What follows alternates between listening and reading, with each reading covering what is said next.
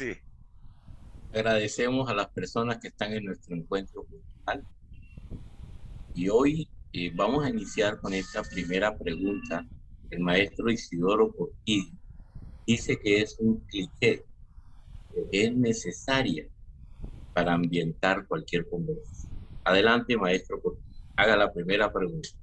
Bueno, sí, Leslie, esto es una pregunta que yo he adoptado en cuanto a conversatorio, en cuanto a muchas de las audiciones que me ha tocado eh, iniciar o manejar.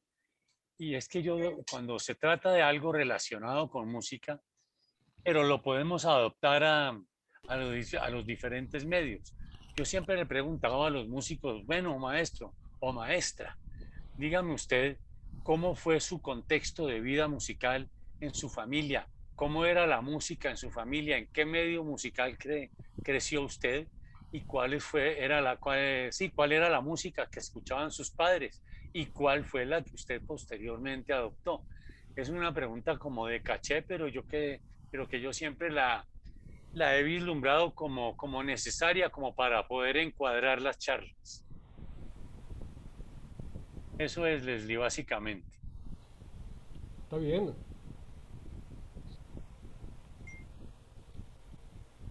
Federico Nietzsche decía, la vida sin la música es un error. Uy, sí. Shadia Sad, ¿cuál fue la atmósfera que le hizo a usted ser escritor? ¿Cuál fue el ambiente que usted luchó contra que te vas a morir de hambre como escritora? O sea, ¿por qué Shadia Sad como escritora? ¿Cuáles fueron los ambientes que tuvieron en cuenta para tener hoy tan exquisita escritora en Shadia Sad?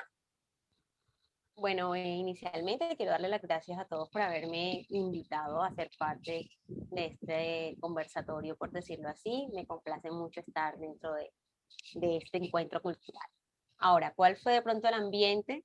Yo creería que tiene mucho que ver con la familia, como decía el doctor.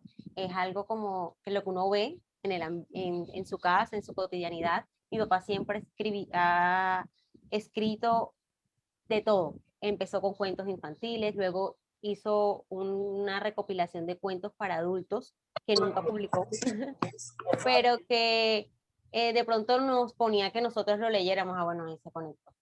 Entonces como que ahí me fui empapando del tema. Sin embargo, nunca escribí. Lo tenía como algo guardado hasta que llegué a la universidad y empecé a dar clases con el profesor Smith, con el profesor Alejandro Espinosa, y de pronto ellos empezaron a colocarme ejercicios de escritura. Me recuerdo mucho uno que fue como que nos mostraron una imagen en diapositivas y nos dijeron que escribiéramos un cuento sobre esa imagen. Y ahora mismo ese cuento es uno de mis cuentos favoritos. Me recuerdo mucho que escogí el foco como imagen. Entonces de ahí como que me fui soltando y empecé pues a ponerme como meta cada vez escribir un poquito más. Empecé por cuentos cortos, luego cuentos un poquito más largos, hasta que llegué a la novela.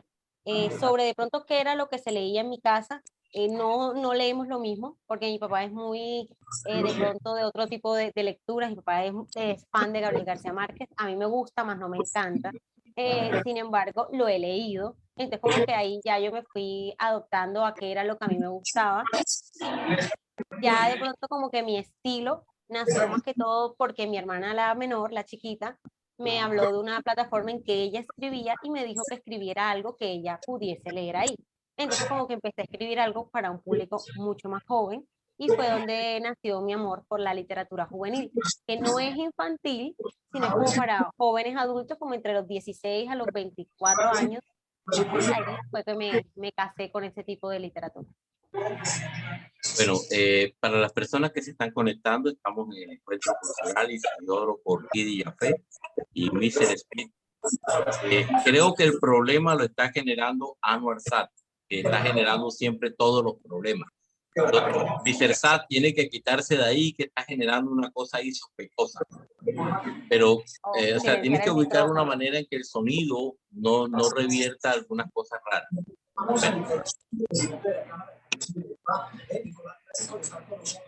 Ahí. No, todavía se filtra un sonido de alguien, de alguna cosa rara.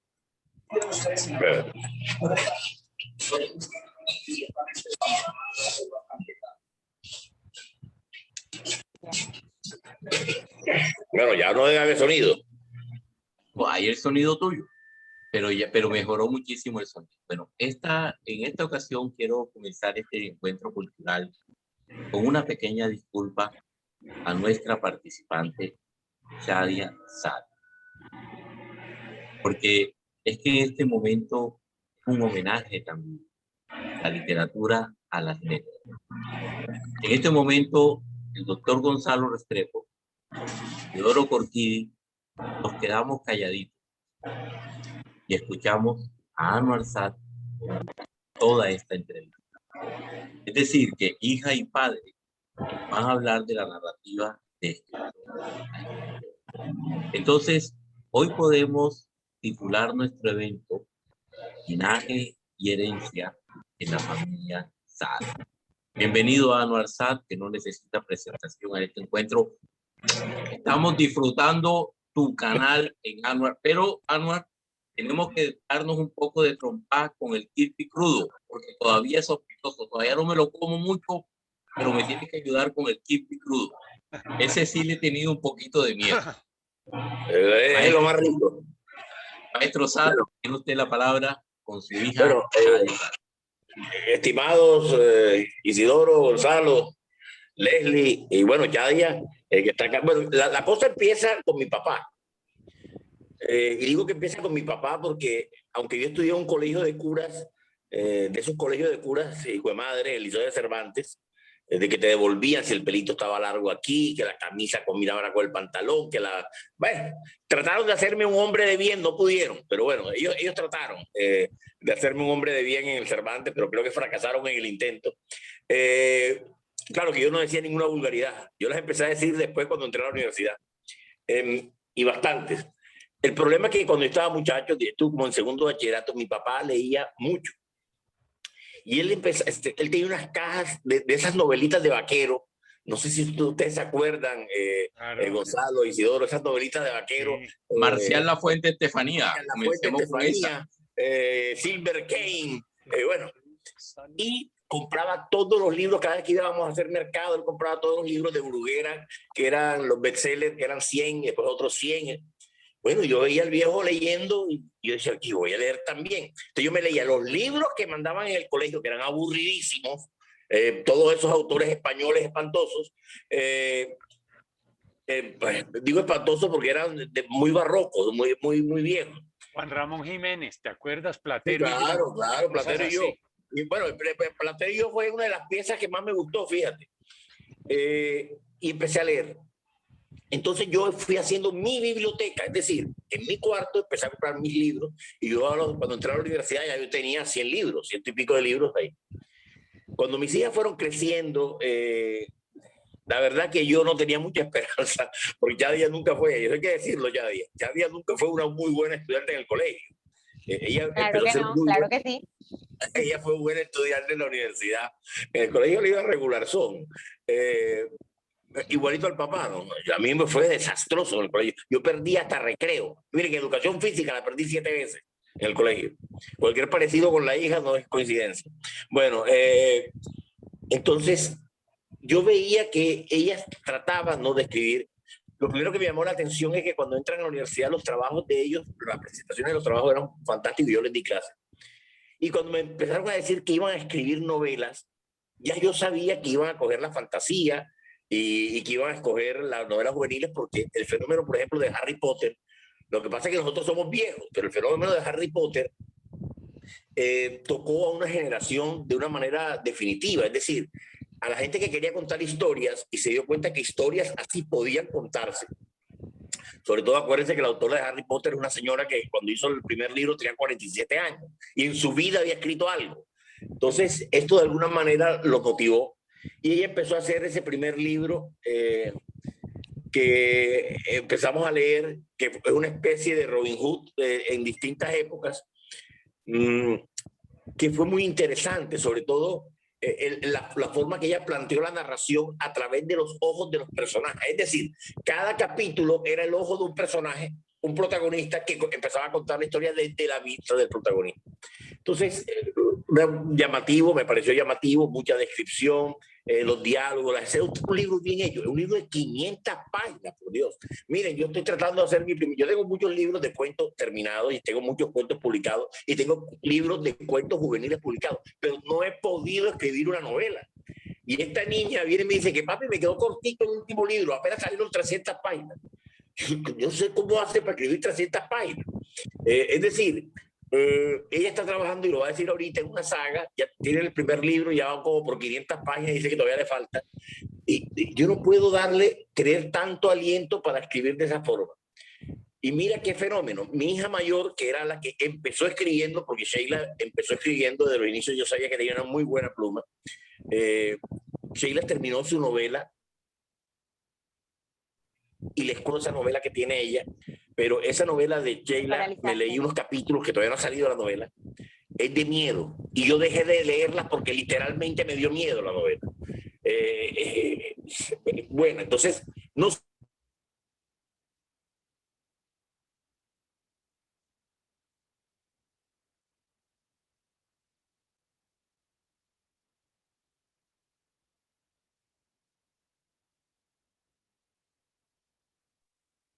¿Pasó algo? ¿Nos quedamos congelados? Sí. Parece que Shadia se quedó congelada. Okay. Volvió Anuar. Y Shadia también. No sé si me escucharon, porque hay problemas con la conexión. Por cuenta de Claro, les digo que se acaba de caer Claro. Es decir, estoy conectado con el teléfono porque se acaba de ir la señal en la casa. Bueno, pero entonces que se ponte junto a la chica y vamos haciendo como el diálogo con ella. No, lo otro es que ella se conecta en su teléfono, ¿no? Ya está conectada, ya tenemos a Charlie. Adelante.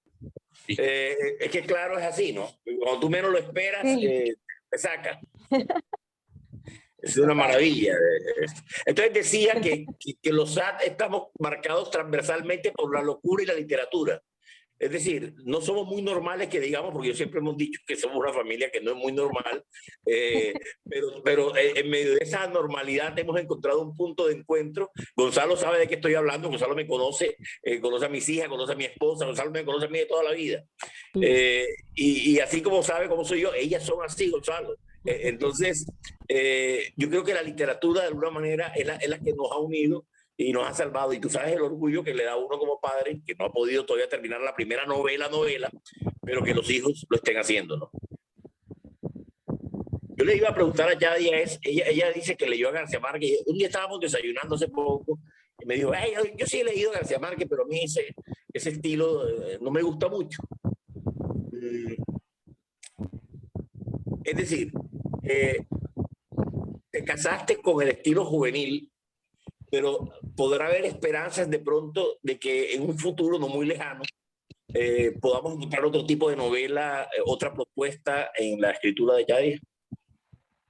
Sí, claro, o sea, no es que no lea nada aparte de la literatura juvenil, porque sí lo leo. Por ejemplo, tengo libros me gusta la literatura juvenil y me gusta bastante algunos tipos de literatura clásica, como Dickens, que me gusta Grandes Esperanzas, me gusta Historia de dos ciudades, me gusta Jane Austen, pero nunca le he hecho pluma a lo que no es juvenil, pero sí me gustaría intentarlo de pronto en un thriller.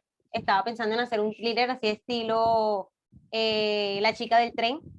Entonces, novela negra, la que llama. Ajá, algo como una novela negra, porque cuando yo creé Campanas yo lo tenía pensado como una novela negra, que fuera así, que se viera el crimen, que se viera la revolución, un golpe de estado, pero entonces como que los personajes fueron dándole un tinte más juvenil y me di cuenta que me iba mejor en eso, entonces como que desenvolví la novela negra, todo de cuestiones de golpes de estado, de revolución, dentro de mis personajes juveniles, entonces como que quisiera intentarlo con personajes de pronto más maduros, atinándole de pronto a otro público que si bien los jóvenes también lo pueden leer, de pronto va dirigido a un público más amplio.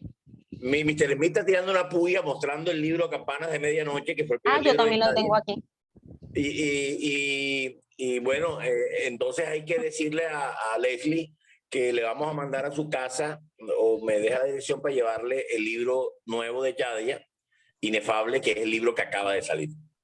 Bueno, Inefable juvenil, pero toca temas adultos. Por ejemplo, Inefable toca el tema del abuso, toca el tema del bullying, toca temas de violaciones, de pronto de personajes de pronto muy marcados por cuestiones feas de la vida. Entonces lo cuenta a través de una chica de 18 años, pero que son experiencias que no son atemporales, que le pueden pasar a cualquier persona, y que sea una persona de 60 años, otra de 40, una de 10, le puede tocar la fibra sensible a cualquiera, porque son cosas que le puede pasar a cualquier persona sin importar de la edad. Simplemente que quien lo cuenta es una chica de 18 años. Chadia, Bueno, yo te quería preguntar algo. Antes de eso, Anuar, dime, antes de Leslie. esa pregunta, Mr. Smith, para la próxima. Antes de eso, hablando con mi hermano me hablaba de la cuestión de Inefable. Y nosotros sabemos que siempre el título es funcional, porque lo primero que uno ve en una obra es el título. Nos quedó muy claro en Campanas de Medianoche, porque todo el título fue muy funcional en esta magnífica novela tuya, primera novela. Pero ¿por qué Inefable? ¿Cuáles son las razones por las que decidiste colocar en esta segunda novela la palabra o el nombre Inefable? Bueno, el nombre de este libro tuvo 3 nombres. Cuando el libro empezó, cuando lo empecé a escribir, el libro se llamaba Amor fuera de foco. Una cosa completamente distinta a lo que es ahora. Luego me di cuenta que no me describía lo que yo quería mostrar en el libro, y le coloqué lo que creíamos perdido. Y el libro se llama Inefable, lo que creíamos perdido. La palabra inefable viene de pronto de algo muy, muy, muy puntual que sucede en el libro. Inefable, como de pronto todos los que estamos acá sabemos, es algo que no puede ser descrito con palabras, es algo que de pronto no es difícil de expresar, que generalmente tiene a tener cualidades excelsas, algo que es muy amplio y a la vez muy, muy, muy específico. Entonces, como que lo que le sucede o toda la trama que le pasa a Gabriel, que es la protagonista del libro, es algo inefable. Es algo que ella de pronto no consigue poner en palabras, algo que nunca pensó que le fuese a pasar, y que la llevó a conocerse a sí misma y a descubrir que puede que no todo esté perdido. Entonces el libro se llama Inefable, lo que creíamos perdido. Leslie, perdón, Mr. Smith, te cuento, yo peleé con ella por el nombre. A mí nunca me gustó el nombre de Inefable, porque, a ver, si tú vas a un público juvenil a venderle un libro que se llama Inefable, entonces van a tener que conseguir primero un diccionario para buscar la palabra inefable. A mí me gustaba mucho lo que creíamos perdido, y fue una buena estrategia de colocar Inefable, lo que creíamos perdido. Ahora, también es interesante, porque ya pensándolo mejor después, porque al tener una palabra que no es común, que no es muy común, llama la atención. Entonces la gente le va a volver a ver la portada, y va a estar obligado a abrirlo en la librería para ver por qué el libro, de qué se trata un libro que se llama Inefable. Yo creo que sin duda esto está demostrando la versatilidad que Chadia tiene de pasar de una novela de aventuras de una época indefinida, de una época futurista, a una novela en el tiempo actual que tiene romance y tiene bastante drama. Entonces ahí uno va viendo la polifuncionalidad, la polivalencia de la escritora. Yo le quería preguntar a Chadia era, ¿por qué el libro que me ilusionó, un libro que ella está haciendo, que uno lo abre, me lo imagino, sin verlo todavía, que uno lo va a abrir y va a desplegar mapas, y va a desplegar búsquedas de tesoros, y va a desplegar lugares fantásticos, 7 mundos que inventó? ¿Por qué no salió primero ese libro, sino que Inefable se metió en la mitad? ¿Qué pasó ahí? Lo que pasa es que Inefable yo lo empecé a escribir antes de terminar Campanas, o justico de terminar, pero lo abandoné. O sea, el libro no me estaba gustando cómo estaba quedando, no me gustaba la trama, el libro era totalmente diferente a lo que es ahora. Entonces yo empecé a escribir la saga, porque va a ser una saga de reinos. El primer libro se llama Reino de Héroes y Dragones, que es el primer libro, y empecé, pero ¿qué pasa? Que el libro de fantasía toma muchísimo más tiempo que los libros de ficción, porque la ficción ya existe. La ficción sí es ficción, pero es algo que toman los argumentos que ya existen y los vuelves según tu narrativa. Por ejemplo, acá todo en Inefable, todo sucede en un pueblo llamado River Hills, que yo me inventé, pero yo no me inventé el estado. River Hills queda en West Virginia, de Estados Unidos. Entonces, listo, yo cogí un estado cualquiera y me inventé la ciudad. En cambio, con Reinos, yo me inventé el mundo. Me inventé las ciudades, me inventé las capitales, me inventé el idioma, me inventé todo lo de reinos, me tocó hacer un mapa, un croquis, llevarlo a donde un diseñador que me hiciera las ciudades, los continentes, que me marcara cuál era la moneda, cuál era el estilo. Y algo muy importante en los libros de fantasía es que los libros de fantasía son atemporales, porque aunque yo lo vea como algo épico, o que está en una época, de pronto que lo comparemos con la época de los romanos, si yo quiero que en mi época ya haya acueducto, por así decirlo, pero que en la época que ustedes se lo ven no hay, yo lo puedo poner. O sea, en la fantasía yo me puedo inventar lo que yo quiera y puedo poner qué está atrasado y qué es atraso y qué es tecnología en mi mundo. Entonces es algo que toma muchísimo más tiempo, los personajes son más complejos, entonces... Yo quisiera recomendarle a Álvaro, Shadia, perdona, Álvaro, creo que el Dime. maestro Isidoro Porquiri tiene una pregunta que había levantado la manita. Sí, gracias. Shadia, un gusto saludarte aquí desde la ciudad de Cali. Un gusto conocerte y quería preguntarte si algún episodio verdadero en tu vida, algo que te haya acontecido a ti, lo metiste en algún episodio sí, de lo que has escrito en la novela o en Inefable, algo atemporal, algo que te sucedió a ti, pero que pudieras acomodarlo en cualquier etapa sí, de lo que has escrito. Bueno, un hecho como tal, en estos dos libros que están publicados, no. Yo siento que les he dado de mí, he dado de pronto, les he puesto de mis fortalezas y mis debilidades, de mis defectos y de mis cualidades, y he creado a las protagonistas de pronto en base de lo bueno y lo malo que tengo yo. Sin embargo, tengo un libro que estoy escribiendo, que también es algo diferente, es humor, una comedia, que va a ser también una saga, pero no va a ser una saga, va a ser una serie, porque no van a tener secuencia, aunque sean los mismos personajes. O sea, no van a tener que leerse uno para leerse el otro obligatoriamente. Y el libro se llama Una escritora en apuros. Y es más que todo una mezcla entre mi mejor amiga, Daniela Tobón, de la universidad, mi persona, y cosas que nos han pasado.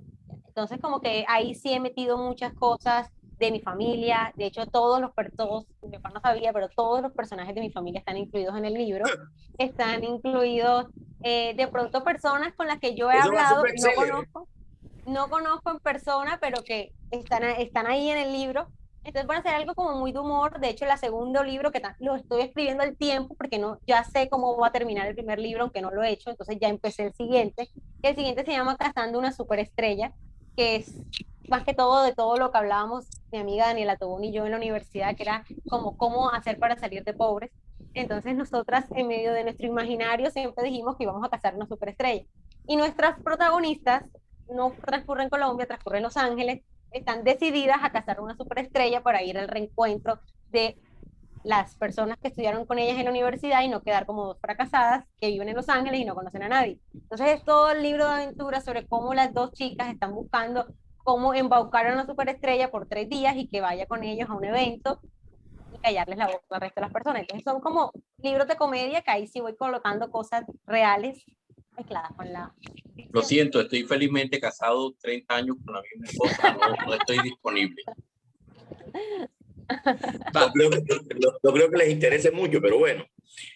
Yo le iba a decir a Shadia, cuando habló de la creación de los mundos, de los reinos, que habló de la creación de los personajes, en ese libro de saga épica, mítica, que yo sé que no le gusta a García Márquez, pero ella debería leerse la tesis doctoral de Mario Vargas Llosa.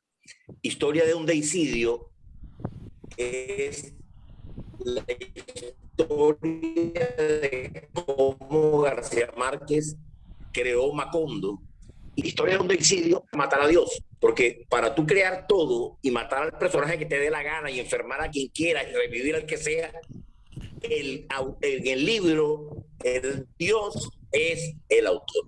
Entonces, Historia de un deicidio creo que es obligatorio, de una obligatoria lectura para todos aquellos que quieren contar los mundos imaginarios y buscar la fórmula de uno ser Dios mientras está narrando. Claro. Exacto. Antes de que contesten, que por el interno nos preguntan, Shadia, ¿los libros suyos están en físico cómo se pueden adquirir, cuál es el proceso para que las personas puedan tener sus libros, como en el caso mío, que tengo este en físico porque tiene incluso la dedicatoria tuya. Lo adquirí ya hace algún tiempo allá en la Universidad Autónoma del Caribe. Entonces, ¿cómo sería el proceso para adquirir los libros? Empatando con la pregunta que nos hace Anuar. Bueno, Campanas de Medianoche está disponible en la Librería Nacional de aquí de Barranquilla y de Cartagena. Y los libros bueno, yo también los tengo en mi casa, tengo algunos, por si de pronto las personas no están en ninguna de esas dos ciudades, yo les puedo hacer el envío. Inefable, que acaba de salir, se encuentra disponible en Colombia, en la página web de la editorial, que es de aquí de Colombia, está en Bogotá, se llama Editorial Nueva Luz 21. Está, de hecho, con el 30% de descuento, pueden aprovechar, porque está en preventa, que es este libro que está aquí, y también lo van a encontrar disponible a partir de la semana próxima en la plataforma Busca Libre, que hace envíos a todo Colombia sin pagar, creo que domicilio, y también a otros países. Ya de las librerías empiezan a partir del otro mes, o en junio, porque el libro acaba de salir. Y sobre mi papá preguntó sobre cómo el autor era Dios al momento de escribir. Claro, Bueno, yo creo que sí. Yo creo que es así porque nosotros vemos a quién matamos, a quién no matamos. Yo en Campana fui súper blanda porque era mi primer libro y yo no quería matar a nadie. O sea, no quería que la gente se muriera o los mataba y me dolían. Sin embargo, uno va soltándose y va aprendiendo que los personajes tienen que morir. Entonces, lo que estoy haciendo ahora es que yo creo personajes hechos para morir. Entonces no es lo mismo que yo haga mi libro y luego diga, ay, no tengo muertos, tengo que matar a alguien, te va a doler más porque ninguno estaba hecho para morir.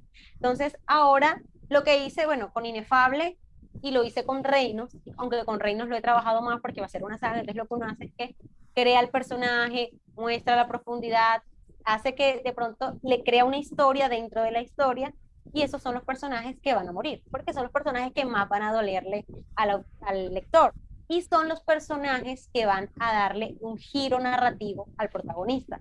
Siempre el personaje que muere es el que cambia al protagonista, ya sea que el giro sea para que la ola baje o para que el protagonista suba. Un ejemplo claro de esos tipos de giros narrativos son los que uno ve en los Juegos del Hambre.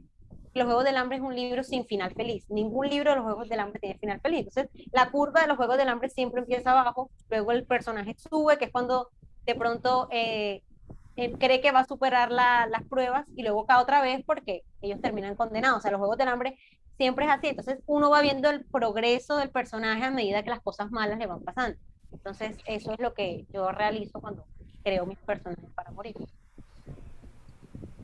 Yo creo que lo bonito de la ficción es que uno se puede refugiar y contar otros problemas, otras realidades, otros mundos para escaparse de pronto de este mundo que yo creo que en muchas cosas supera la ficción.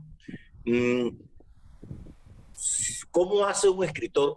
No sé si lo has pensado, pero yo he visto en Netflix, por ejemplo, series basadas en producciones, en guiones colombianos, y la verdad que son muy malos. He visto bastantes cosas malas, como he visto algunas buenas. ¿No has pensado de pronto que con el tiempo alguno de los libros podría coger el camino de la televisión? Por supuesto, yo creo que eso es uno de los sueños de todas las personas que escriben, porque uno primero sueña con que el libro esté en físico y luego uno sueña que los personajes tomen forma, o sea, que no se vayan más allá de cómo uno se los imagina y vea cómo se los imagina todo el mundo.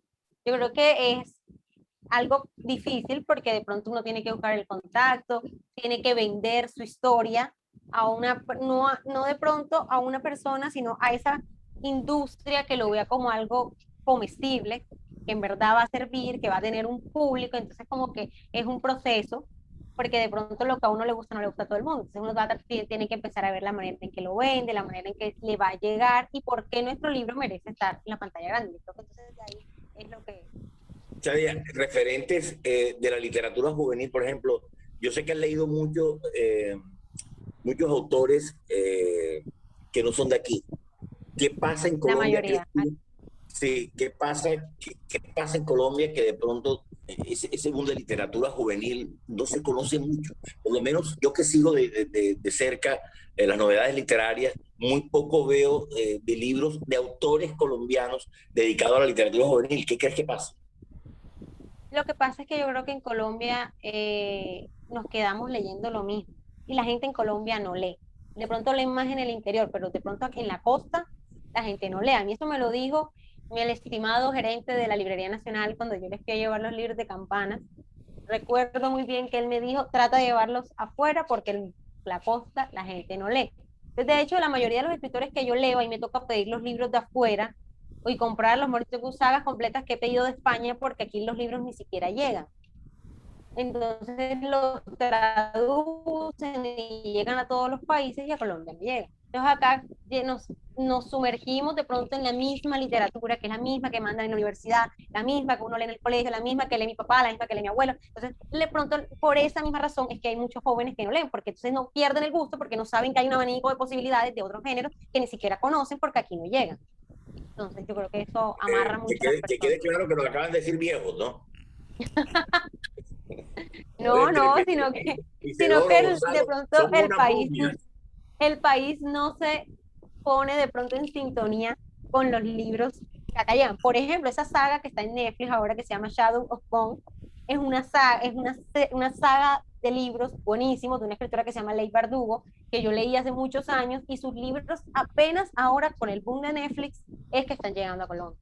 Sus libros han sido imposibles de comprar, yo me los tuve que leer por una parte no honrosa, apoyando lo que no se debería, pero es que es imposible, no llegan los libros acá al país. Maestro Sat, creo que el maestro Isidoro Corquidi tiene una pregunta que formular.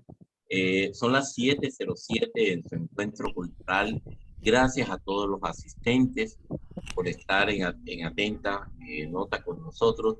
Y adelante, maestro Corquidi, con la pregunta que quiere formular. Esta de las preguntas abiertas a cualquiera que desee intervenir en esta grata conversación con el maestro del periodismo, Anwar Sadat. Shadia, cuando tuviste la conversación con el gerente ¿cómo se llama?, de la Librería Nacional, te pregunto, ¿te hizo alguna sugerencia en torno a que escribiera sobre algún determinado tema? ¿O no Él, hubo sugerencia de ninguna índole? él me preguntó primero por la editorial porque no la conocía, es una editorial española que se llama Chiado Books, que apenas estaba empezando en ese entonces. La recomendación de él fue que buscara una editorial conocida o por lo menos colombiana, porque él me dice que hay muchas editoriales en Colombia que de pronto no son famosas, pero están aquí. Entonces tienen el contacto con todas las librerías de acá de Colombia, que es, por ejemplo, con la que publica ahora. Y también me dijo que tratara de atinarle al público. Él me puso un ejemplo claro y fue, en Barranquilla hay 3 librerías nacionales, en Cali hay 10. O sea, ese fue el ejemplo que él me puso. En Medellín hay 8 librerías nacionales, en Barranquilla hay 3. Y empezó a sacarme esa cuenta. Entonces me dice, entre más librerías tú vas, no es tanto por el tamaño de la ciudad, sino por la clientela que tiene, la cantidad de gente que lee. Porque si en Barranquilla se leyera como se lee en Cali o como se lee en Medellín, no tuviésemos simplemente 3 y una que está por cerrar. Entonces de pronto tuviéramos una en cada centro comercial. Y no es así. Entonces como que eso fue lo único que me dijo. De los géneros, me dijo que el género no era que no se vendiera, que todo tenía su público, que se movía más pues, en otras partes del país.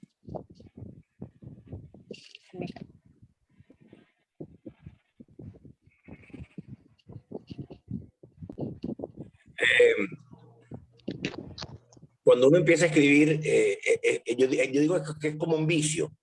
Cuando yo tenía tiempo para hacerlo, por ejemplo, con los cuentos, que me gusta mucho escribir cuentos, yo no estaba terminando uno cuando ya yo pensaba que no iba a hacer el otro. Pero creo que con la novela, los novelistas como tú, es distinto porque primero que es más complejo, pero tú has contado que estás haciendo uno y que tienes... ¿Cómo puedes trabajar en 2 horas? O sea, ¿cómo puedes trabajar en una No, si sí, yo le siquiera iba la a otra decir está para terminada? sí. ¿Cómo haces para no coincidir? Sí, eso es. Yo también decía que no se podía.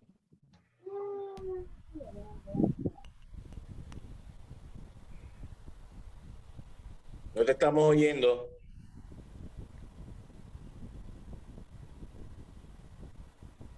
Hola, hola, hola, hola. Ahora sí. Ah, ok. Les decía que es igual que con los cuentos, por lo menos a mí me sucede igual que con los cuentos. Si yo estoy escribiendo una novela, yo digo que también a veces lo que leemos, lo que vemos, influye mucho en las ideas que nos vienen. Y entonces de pronto se nos ocurre una idea, yo lo que hago es que voy haciendo la plantilla de lo que se me va ocurriendo.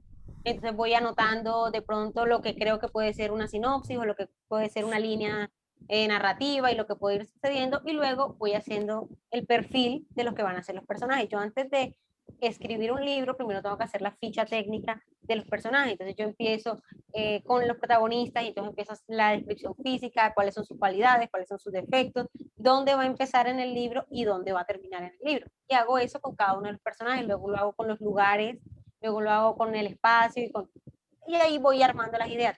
Lo de escribir varios libros al mismo tiempo, yo no lo había intentado hasta que cuando pausé lo que creíamos perdido, y empecé a escribir reinos. Y luego, a medida que escribía reinos, se me empezaron a ocurrir cosas que podía meter en lo que creíamos perdido. Entonces, me dedicaba 3 veces a la semana a un libro y 3 veces a la semana a otro libro. Y ahí fui escribiendo los dos hasta que le empecé a coger la marcha. Entonces, ya iba escribiendo los dos al mismo tiempo y el uno me iba dando ideas para el otro. Entonces, como que todo es disciplina. Todo es la disciplina que uno coloque en las cosas, y aunque cuando uno tiene sus vacíos y ya ahí no hay nada que hacer. Yo puedo durar hasta un mes sin escribir una palabra porque no se me ocurre nada que tú.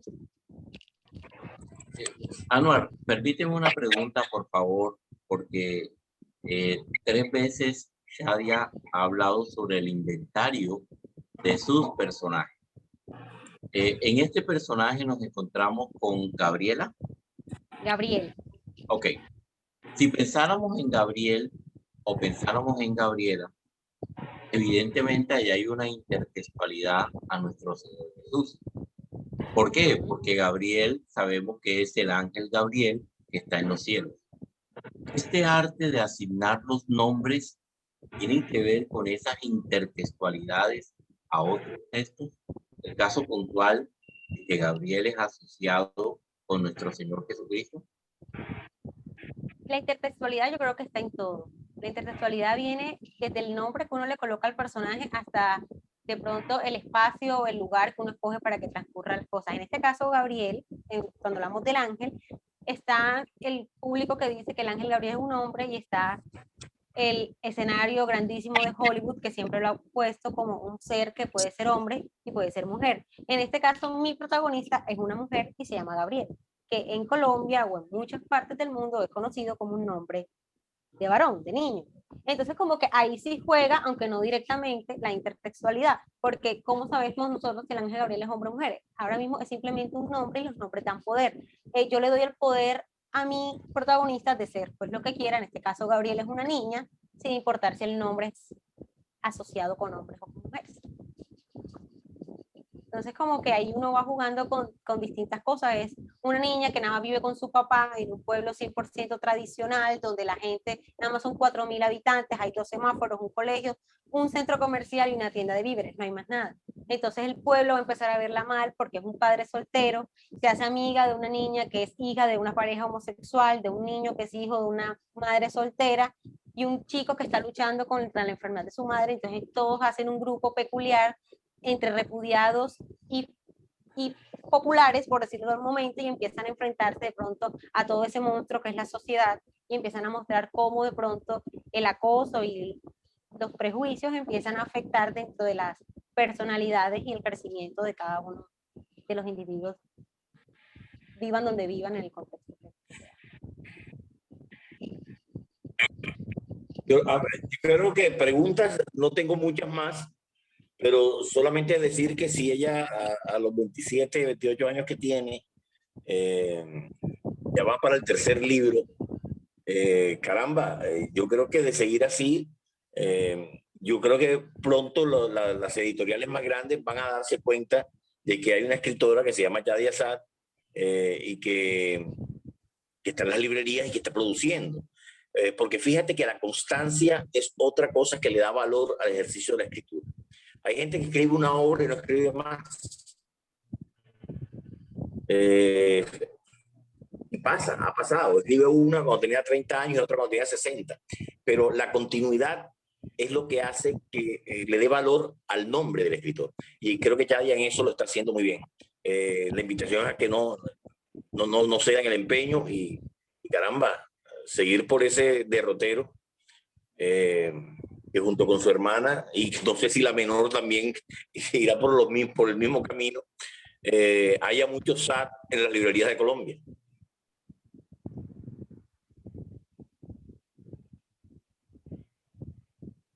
Yo no sé qué busca Mr. Smith escondido ya, ¿verdad? Maestro Isidoro tiene la palabra.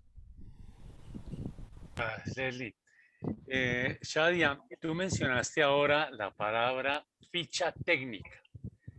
Quienes no somos escritores, pues tal como tú lo eres, que digamos, tienes conocimiento de lo profundo de lo que estás haciendo, ¿en qué detalles específicos son los que conforman esa ficha técnica? ¿Qué información, qué datos son los que metes tú? Yo no sé si si el argumento es parte de la ficha técnica o qué detalles específicamente son los que conforman esa ficha. Bueno, con Campanas fue algo muy extraño porque Campanas lo escribí sobre la marcha. Campanas fue idea viniendo, yo escribiendo. La única que yo hice con Campanas fue hacer fichas técnicas de los personajes. Entonces creé Rose Fleming, que es la protagonista, y coloqué su descripción física y sus cualidades. Y nada más lo hice con los personajes. Cuando empecé a escribir Reino, que me di cuenta que tenía que hacer una ficha técnica mucho más amplia, empecé por el nombre del mundo. ¿Cómo le iba a llamar al mundo que me estaba inventando? Entonces el mundo se llama Egon. Y luego dije, bueno, ¿y cómo va a estar dividido el mundo? Entonces coloqué continentes, cuántos continentes va a tener mi mundo. Después coloqué territorios, cuántos países va a tener mi mundo y cuáles pertenecen a cuál continente.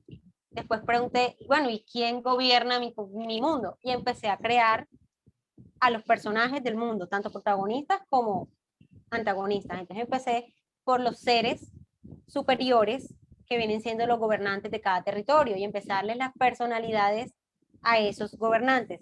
Después, bueno, yo digo, bueno, ¿y mis territorios de qué viven? Entonces empecé a crearle la actividad económica a cada uno de los territorios. Luego dije yo, bueno, ¿y yo dónde lo voy a colocar en la línea de tiempo del mundo? ¿Puedo yo inventarme un tiempo combinando varias épocas que me gusten o puedo situarlos en uno? Entonces yo lo que hice fue que cogí de las historias de pronto antiguas, de la antigüedad, empecé a coger los momentos que más me gustaban y creé mi espacio, que en ese momento no es la actualidad, y empecé a colocar cuáles serían esas cualidades que tiene mi mundo, que son de nuestro mundo real y que son cuáles van a ser propios de ellos. Entonces, ¿qué pasa? Mi mundo está regido por dioses, pero en el mundo mío viven hadas, viven ninfas, viven elfos y viven los humanos.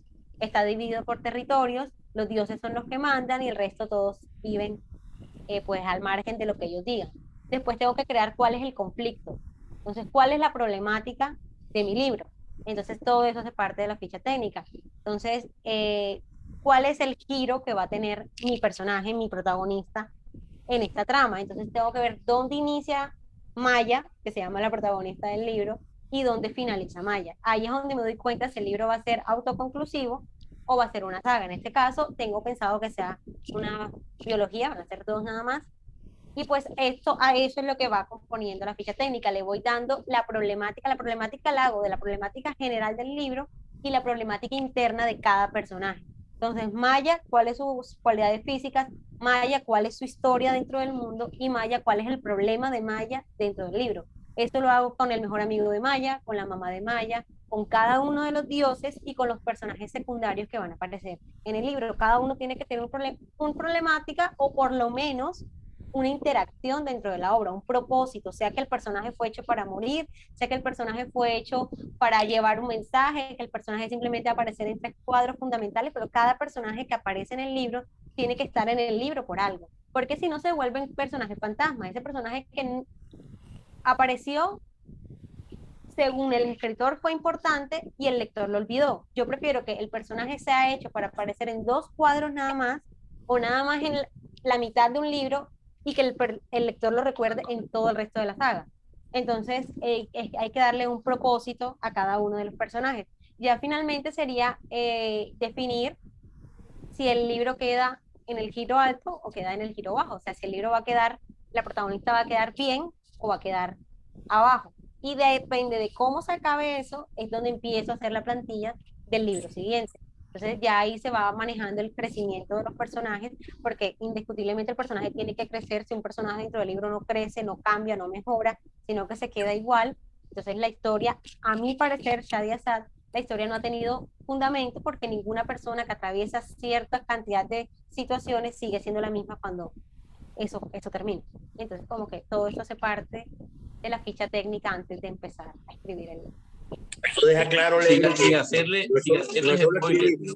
sin hacerles spoiler, una de las cosas que más me encanta de Campanas de Medianoche es que no solamente los personajes crecen, sino que los personajes hacen lo que les da la gana, y que parece que llega un momento que Shadia Sad se le sale de la mano a estos personajes y los deja a su libre albedrío. Diría yo que esto es una de las cosas más interesantes de esta narrativa. Pero ustedes consideran de pronto es un camión que yo he dicho. Laurita Bolaño nos tiene una pregunta para Shadia Sad. Adelante, Laurita.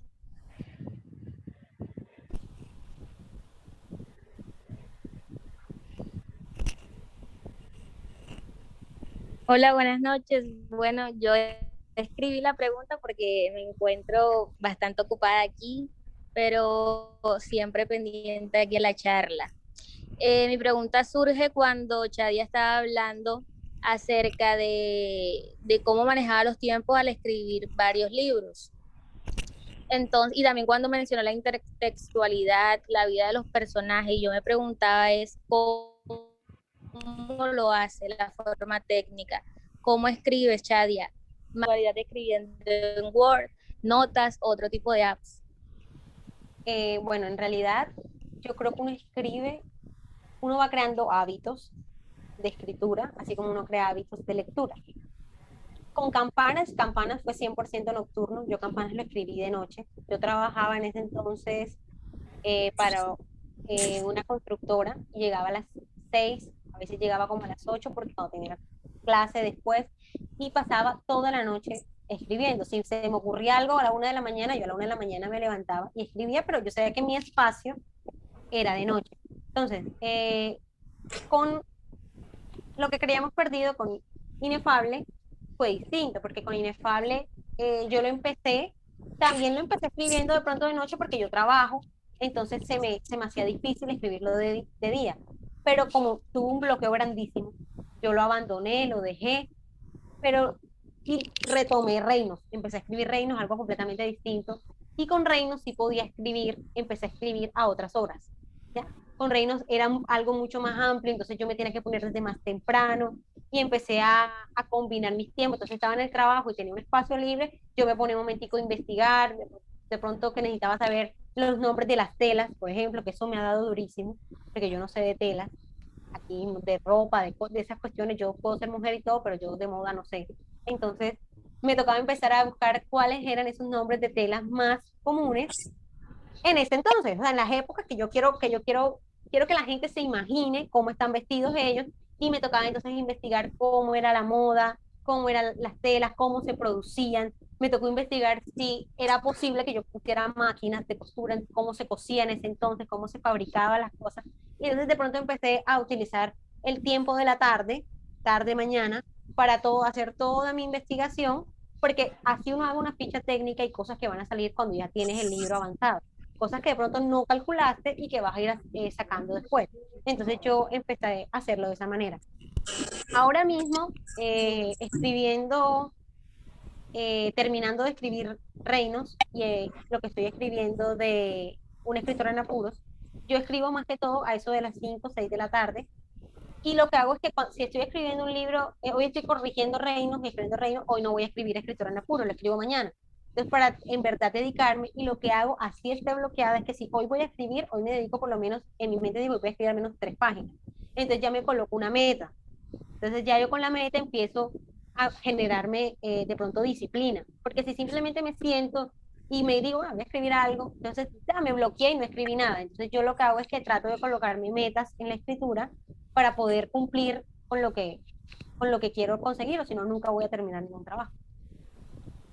José Antonio, tienes una pregunta, por favor. Adelante, José Antonio. Tienes toda nuestra atención.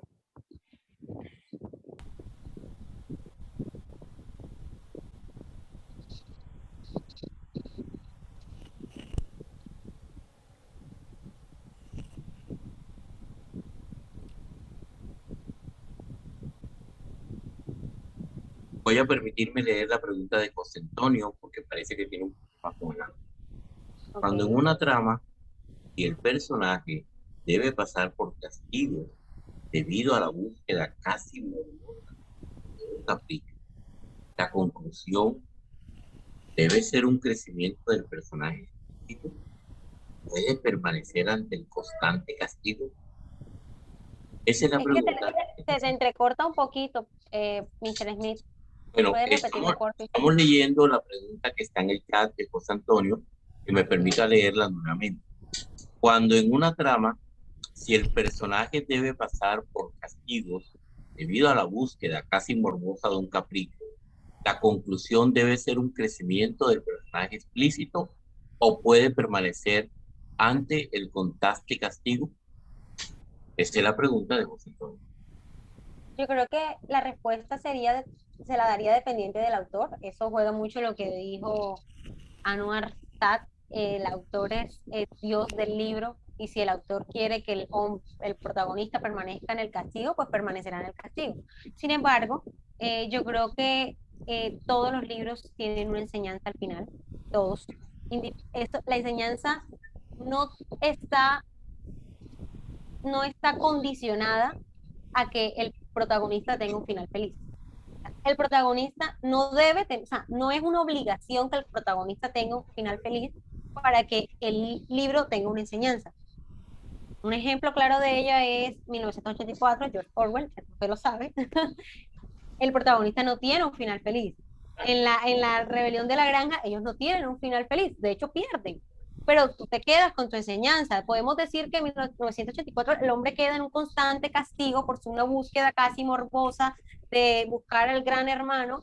Podría definirse así, podría ser una premisa. Alguien te pregunta algo del libro y tú podrías decir eso, ¿no? Él es un man que en una búsqueda casi morbosa por la verdad y por su independencia y por su libertad se ve obligado a vivir en una serie de castigos, y al final del libro, sin saberlo o sabiéndolo, sigue en el castigo. No queda feliz, no queda bien, pero el lector se lleva un aprendizaje. Entonces yo creo que independientemente si queda con el castigo o si queda con un final feliz, lo importante es que le quede algo al lector. Antes de pasar a la última pregunta que nos tiene el maestro Isidoro Cosquillo, queremos que usted piense en un pequeñito fragmento que pueda leer, por favor, de lo que más catarsis te produjo en tu vida. Entonces, escuchamos primero escuchamos la pregunta final del maestro Corquidi y damos lectura entonces a ese fragmento que nos purifica el alma en el mejor sentido de la catarsis. Maestro Corquidi. Shadia, ¿te ha pasado que de pronto en la ficha técnica, recuerdo que nos lo explicaste antes, ya hayas metido un personaje y sea parte de la ficha técnica, pero que más adelante, por alguna circunstancia, digamos, hayas dicho, no, este personaje como que no va más, no me convence, y encuentras la manera de sacarlo de la trama más adelante? Totalmente, totalmente. Sí, de hecho, creé un personaje, para que sepan que en reinos eran 7 dioses y terminaron siendo 6, porque uno se me olvidó, o sea, me di cuenta que era tan innecesario que se me olvidó que lo había creado. O sea, se me olvidó por completo la existencia de ese personaje. Entonces me di cuenta porque, claro, yo empecé a repetir otra vez el libro, a editar, como para ver, y cuando leo 7 dioses y empiezo a sacar la cuenta, de los territorios que cree, siete dioses, y ¿dónde está el dios que me falta?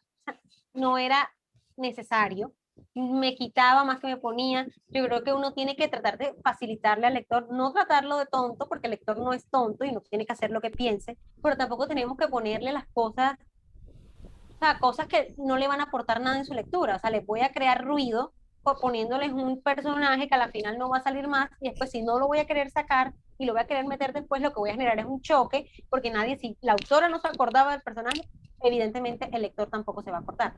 Entonces, sí me ha pasado. Los termino sacando, o les he cambiado, por ejemplo, toda la personalidad de un personaje porque no me gustaba. Me ha pasado. Me ha pasado que después no me cae bien mi propio personaje, no me agrada, y de pronto no era la idea, porque hay veces que uno crea personajes para que no caigan bien. Yo los he hecho, los he creado, pero entonces hay veces que yo tenía plasmada una personalidad para un personaje y el personaje empieza a crecer y crece solo porque no creció como yo quería, y se vuelve un personaje que no me gusta, un personaje grosero, un personaje que no me agrada. Entonces, o decido que mi personaje es así, o empiezo a reestructurar nuevamente al personaje desde el principio. Sí pasa. ¿Se dan cuenta? No les mentía cuando les decía que una de las cosas más exquisitas del texto, especialmente en Campana, donde está ese truco literario, no solamente es crear el personaje, sino dejar que el personaje haga lo que le dé la gana.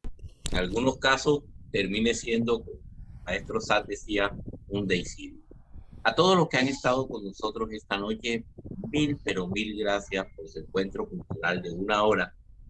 Bueno, antes de la pregunta final que nos tiene José Antonio, referente a eliminar, vamos a dejar la pregunta para poderla leer completa y que usted nos pueda leer lo que nos había prometido, leer el fragmento de su libro, porque de eso. Okay. Entonces, formulamos la pregunta final, José Antonio, referente a eliminar personajes. ¿Debe ser a la creación inmediata de la trama o puede ser gradual hasta hacerle un arco argumental que justifique su salida? Remedios la Bella es un ejemplo de eso, ¿no? De cómo García Márquez la sacó, literalmente la saca con sábana y todo, y Sí, sí, uno queda es a una veces salida espectacular. es una de las salidas más espectaculares que hay, de la Así es. manera más hermosa de matar a una persona. Adelante, Shadi. Bueno, yo creo que las dos opciones son válidas. Como les decía yo anteriormente, yo saqué un personaje de la saga que estoy creando, pero la saqué de tajo. O sea, no la maté, simplemente la eliminé del libro. No, cero, no existe. Y también hay personajes, como les dije, que sí he matado, o sea, que también en Reino, que de pronto los creé. Ese no fue hecho para morir, pero me di cuenta que su muerte me beneficiaría a mí como autora y a la trama del libro. Entonces lo que hago es que, robándome una cita de mi queridísima J.K. Rowling en Harry Potter, uno los cría como cerdos para el matadero y los engordas, los engordas, los engordas y luego los matas. Esos son los que más le duelen al lector, esos son los que en verdad, es que si una muerte a ti no te duele en un libro, el personaje no sirvió. A ti te tiene que doler el libro, o sea, tú tienes que llorar o reírte con el libro. Si tú ni lloraste ni te reíste del libro, no dejó ninguna huella en ti. Entonces yo creo que hay diversas formas de sacar un personaje, y también está lo contrario. Hay personajes que empiezan siendo malos, o sea, que tú los creaste para que el personaje fuera, no le cayera bien al lector, y termina siendo el personaje que a la gente más le gusta. ¿Ya? Entonces como que ya tú empiezas a ver a tu propio personaje de otra forma, y ese personaje normalmente tiene un crecimiento que a la gente es el que más le va a agradar, porque empieza siendo un personaje no el agrado de los lectores y termina convirtiéndose en el personaje favorito de los lectores. Entonces como que hay bastantes curvas ahí.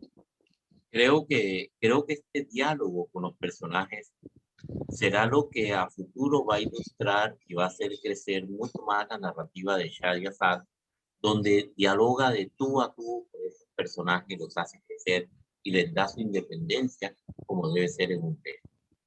Sí. Shadia, Yo creo que eso también mira mucho la persona en que esté también narrado el libro. Campanas está narrado en tercera persona de cada uno de los personajes, y Inefable está narrado en primera persona de Gabriel, los primeros 10 capítulos, y luego está la primera persona de Derek, que es uno de los protagonistas, pasa a la primera persona de él. Entonces como que tenemos las dos perspectivas, aunque no enseguida como si pasa en Campana. Entonces como que todo eso también, la manera en que esté narrado el libro, también es la manera en cómo le llega a la persona. Shadia, yo, sí, sí, Isidoro. gracias, Leslie. Shadia, ¿cuál es el atractivo de narrar en primera o en tercera persona? Sí, ¿de qué depende? ¿Y qué hace que sea más atractivo narrarlo de la una o de la otra manera? A mi parecer, la tercera persona, para mí, debe ser utilizada simplemente si el escenario que se va a mostrar es demasiado amplio. Por ejemplo, Campanas yo lo cuento desde diferentes puntos de vista y se me hubiese hecho demasiado engorroso o demasiado complicado hacerlo entre la primera persona de cada uno porque eran muchos. Entonces lo que yo hice fue que lo hago desde una tercera persona que no se siente lejana, no es una tercera persona lejana, sino que es la tercera persona como desde el pensamiento del propio personaje. ¿Ya? No está contándolo de tú, o sea, él no habla yo estoy, pero se siente muy cercano. Pero me permite mostrar no solo lo que está ocurriendo donde está la protagonista, sino lo que está ocurriendo al otro lado del mundo.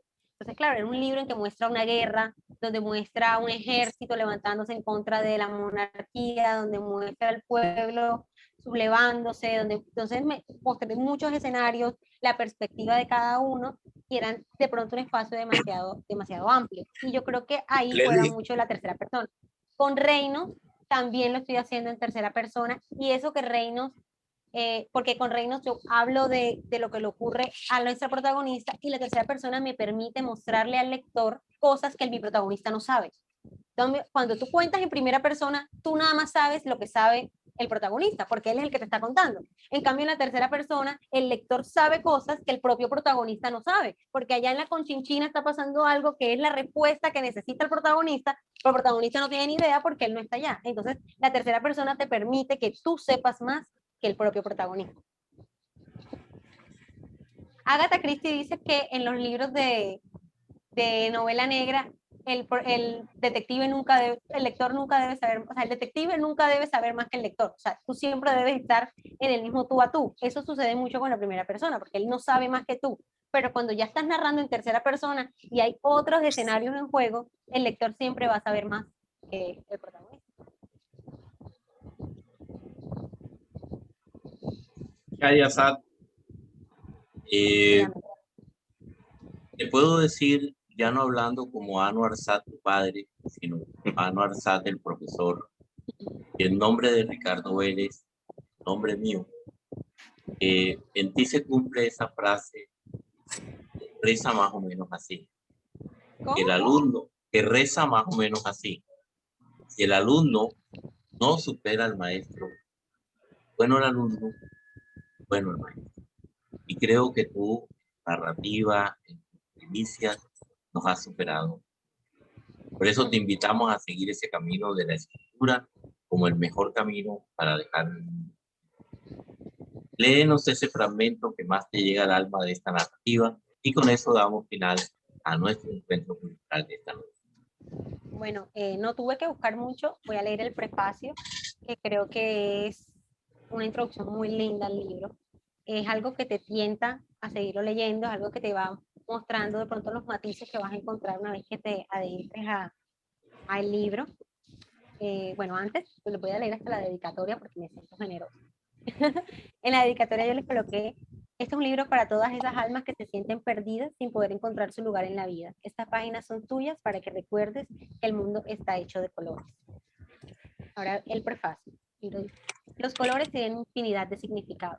Pueden expresar sentimientos o estados de ánimo. Incluso pueden ser causantes de guerra y esclavitud. Pero cuando el mundo explota en colores frente a ti y los ves cobrar vida mientras los rayos del sol se filtran sobre ellos, en ese instante no hay palabras, sentimientos o emociones que alcancen. En ese momento solo basta con observar y hacerlo inmortal, agradeciendo cómo de alguna manera el mundo te está brindando todo un espectáculo solo para ti. Hace tiempo había olvidado mirar el mundo de colores. Mi vida se convirtió en una interminable paleta de grises que se oscurece o aclara dependiendo del día, haciendo que olvide que continúo siendo parte del mundo y que éste está gritando a mi alrededor para que le dé mi atención. Todo eso cambió cuando llegué a River Hills.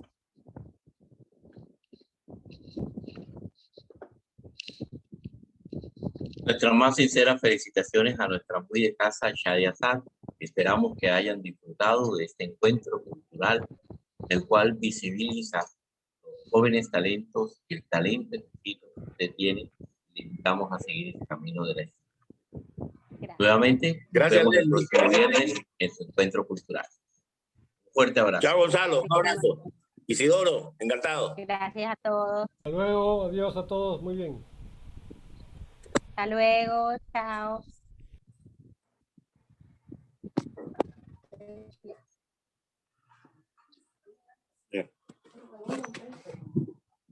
Y ahora me manda el enlace. Hijo de puta, esta pelada. Si estuvieran en Estados Unidos, no estuviéramos trabajando. ¿Qué dice? Estuviéramos trabajando.